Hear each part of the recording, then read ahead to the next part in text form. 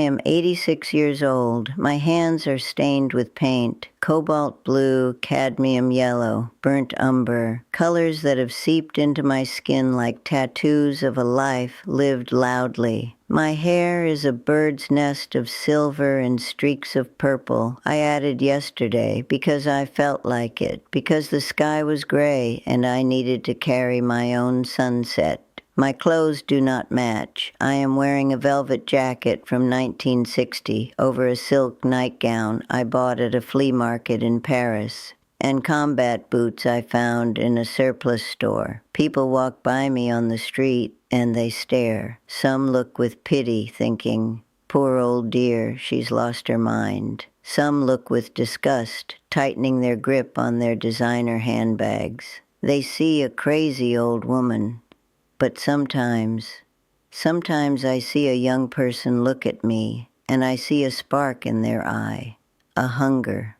They are looking at me like I am a creature from another planet, a planet they desperate want to visit but lost the map to.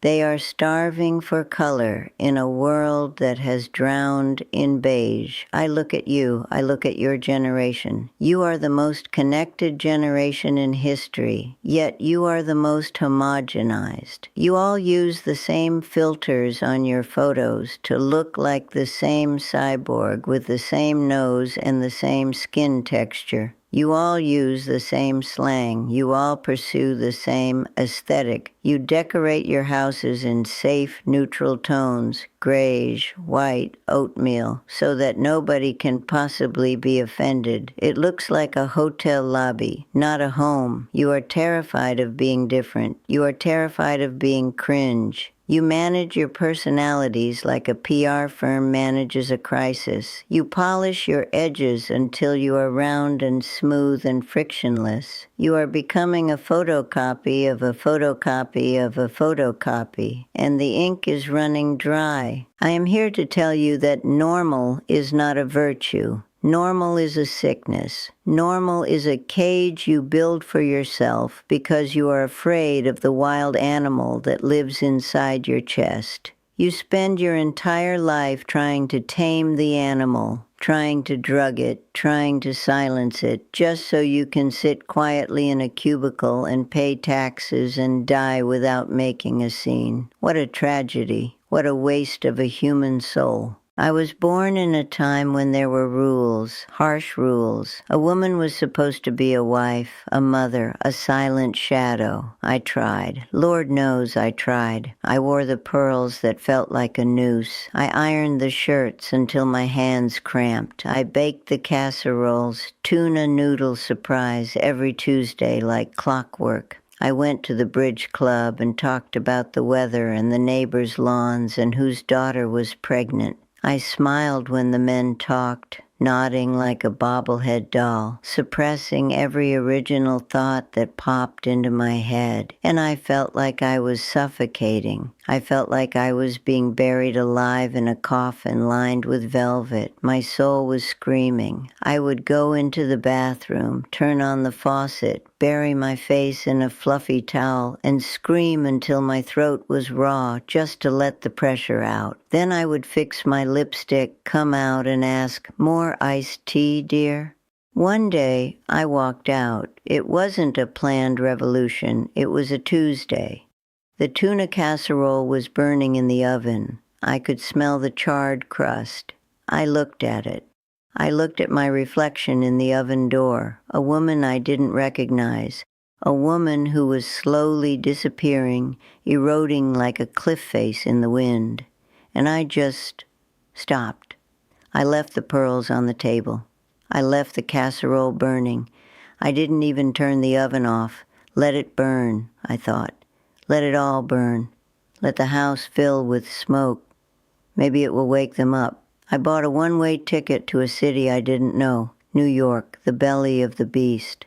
I had $50 in my pocket and a sketchbook I had hidden under my mattress like contraband. Everyone said I was crazy. My mother said I was selfish and ungrateful and brought shame on the family. My husband said I was having a hysterical episode and called the doctor. My neighbors whispered that I was unstable. They were right. I was unstable. I was shaking the foundation of the lie I had been living. And when the walls crumbled, when the roof of my normal life blew off, I finally saw the sky. I lived in a cold attic in the East Village. It smelled of turpentine and old wood and possibility. I ate beans from a can because I couldn't afford fresh food. I wore coats I found in the trash or bought for pennies at charity shops. But I painted. I painted on canvas, on wood, on the walls, on my own skin. I danced until 4 a.m. in jazz clubs where nobody knew my name, sweating out the toxins of suburbia.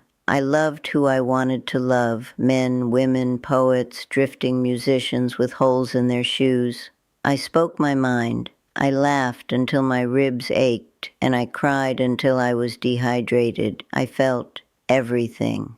The exquisite pain of heartbreak, the electric shock of inspiration, the deep, dark well of depression, and the soaring heights of joy. I did not numb myself. I rode the waves. And you know what I found? I found that the people back home who called me crazy were the ones who were dying. They were the ones popping pills to feel nothing. They were the ones drinking themselves into a stupor every night to forget that they hated their lives. They were the ones who cheated on their spouses in secret motel rooms because they were bored to death. They were the normal ones. They were the good citizens. And they were rotting from the inside out. Their souls were gray and dusty, stored in the attic like forgotten Christmas decorations. You are doing the same thing. You are trading your vibrancy for security. You are trading your voice for approval. You are so afraid of being judged that you have judged yourself guilty before the trial even started. I can't wear that. People will stare. Let them stare. Give them a show. Let them see something that isn't gray. Be the peacock in a flock of pigeons. I can't say that. It's too controversial. Say it. Start a fire. Burn down the polite conversation. Politeness is the anesthesia of society. I can't pursue that career. It's not practical. Practicality is the coffin of dreams. No great story ever started with someone being practical. Did Picasso pursue a practical career? Did Marie Curie act practically? Who told you that the goal of life is to be safe? Who told you the goal is to be liked by everyone? The goal of life is to be you, to be the most intense, authentic, undiluted version of yourself possible, to be so fully yourself that your very presence makes people uncomfortable because it reminds them of what they have repressed. I had a friend named Julian. Julian was a poet, a beautiful, fragile soul with eyes like dark pools. He saw the world in metaphors. He could describe the way the light hit a puddle in a filthy alleyway in a way that made you weep. But Julian's father was a banker, a serious man, a man who wore gray suits and spoke in numbers and looked at the world as a balance sheet. He told Julian that poetry was for sissies. He told him to get a real job. He told him to grow up. So Julian put down the pen, he put on a suit, he cut his beautiful long hair, he went to law school, he became a lawyer, he made a lot of money, he prosecuted criminals, he bought a big house in the suburbs with a manicured lawn and a 2-car garage. He married a woman he didn't love because she looked good on his arm at fundraisers. And one day, at the age of 45, he went into his garage, closed the door, and turned on the engine of his expensive German car. He didn't come out. He left a note. It didn't explain why, but I knew why. He had strangled the poet inside him for 25 years. And eventually, the poet died and took the man with him. A soul cannot live in a vacuum. If you do not express what is inside you, it will turn into poison. It will ferment. It will become bitterness, rage, sickness. Julian didn't die of carbon monoxide poisoning. He died of normalcy. He died because he tried to fit a star into a square box. Your weirdness is not a bug. It is a feature. It is your GPS. The things that make you strange are the things that make you valuable. The things you try to hide are the gold. Maybe you are obsessed with ants. Good. Be the world's greatest entomologist. Study them until you understand their secret language. Maybe you like to sing opera in the shower, but you work in IT. Good. Start a choir for coders. Sing Puccini while you debug code. Maybe you have a dark sense of humor that scares people. Good. Write horror movies, make us scream. Maybe you collect broken dolls. Make art with them. Make something that disturbs the comfortable. The world does not need more normal people. We have enough. We are drowning in normal. We have factories churning out normal people by the millions, stamped with the same barcode, thinking the same thoughts, buying the same products. We need the freaks. We need the dreamers. We need the people who see things differently. We need the people who are too sensitive, too loud, too quiet, too intense. We need you, but we need the real you, not the curated, filtered, sanitized version you put on LinkedIn. We need the version of you that sings in the car when nobody's watching. We need the version of you that cries at sunsets. I want you to think about the people you admire, the icons, Bowie, Frida Kahlo, Prince, Einstein, Lady Gaga. Were they normal? No. They were weirdos. They were misfits. They were ridiculed. People threw stones at them. People called them freaks. But they didn't apologize. They didn't shrink. They leaned into it. They turned the volume up on their strangeness until the world had no choice but to listen. They forced the world to adjust to them, not the other way around. You have a unique frequency, a vibration that only you can emit. It is your thumbprint on the universe. When you try to be like everyone else, you are creating interference. You are static, and static is annoying. Stop trying to be relatable. Relatability is overrated. Be undeniable. Be inevitable. I know it is scary. I know that the tribe threatens to exile anyone who steps out of line. It is evolutionary biology. 1,000,000 years ago on the savannah, if you left the tribe, a lion ate you. So your brain screams, stay in the middle, don't draw attention, wear the beige shirt, laugh at the bad jokes. But there are no lions anymore. The only lion is regret. And it is waiting for you at the end of the road. It is a much hungrier lion than the ones on the savannah. It will eat your soul. It will look at your life and say, is that it? Is that all you did? You just fit in? You just paid bills and died? You were given a miracle and you turned it into a spreadsheet? I have never met an old person who regretted the risks they took. I have never met an old person who said, I wish I had been more obedient. I wish I had followed more rules. I wish I had cared more about what the neighbors thought. They always say, I wish I had been braver. I wish I had told her I loved her. I wish I had worn the red dress. I wish I had danced when the music played. I wish I had published the book. I wish I had let myself be happy. I am giving you permission to be the villain in someone else's story. If your authenticity makes someone uncomfortable, that is not your problem. That is their problem. Your light exposes their shadows. Your freedom reminds them of their cage. Your joy reminds them of their misery. Of course they will hate you. Let them. Their hate is a sign that you are doing something right. Their hate is a medal of honor. If nobody hates you, you are doing nothing new. If nobody thinks you are crazy, you are not dreaming big enough.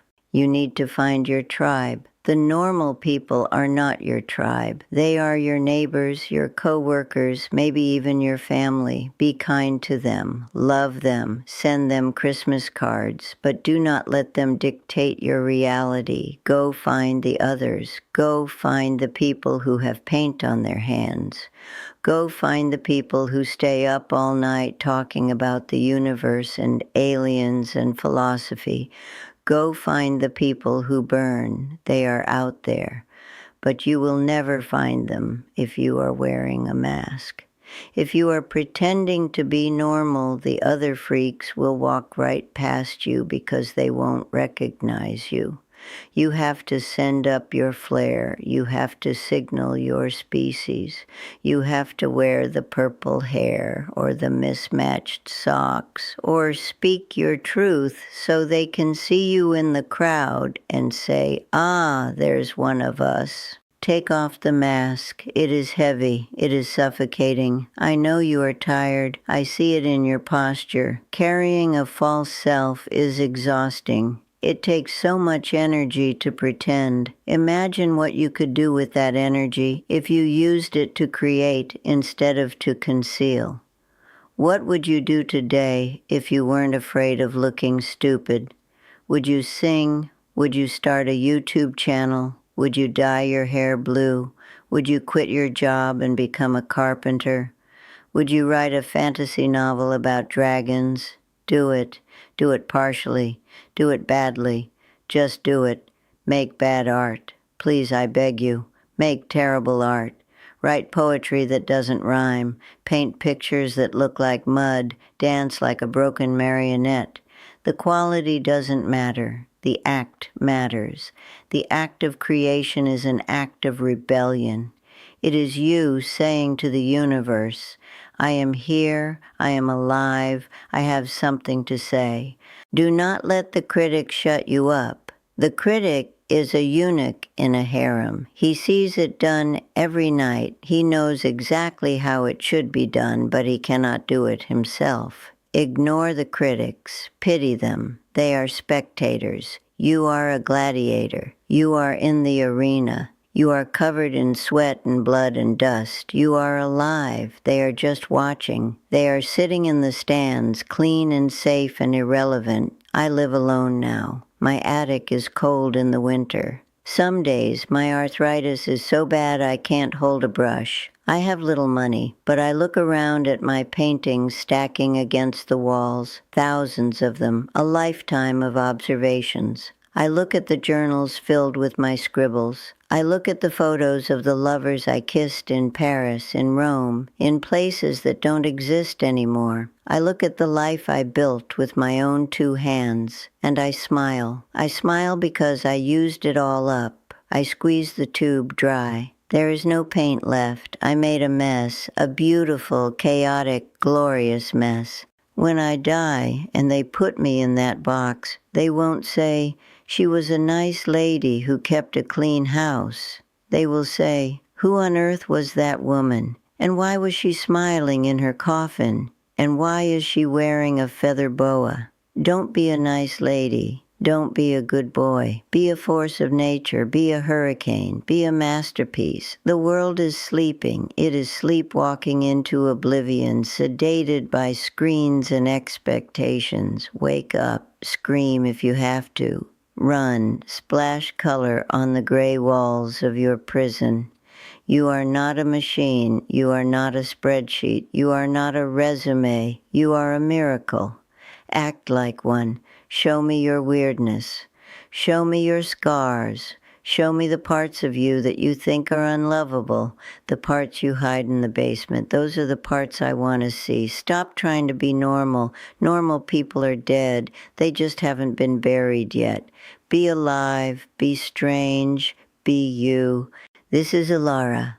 I'm going back to my painting now. The light is perfect and the paint is wet. And I have no time to waste on being normal.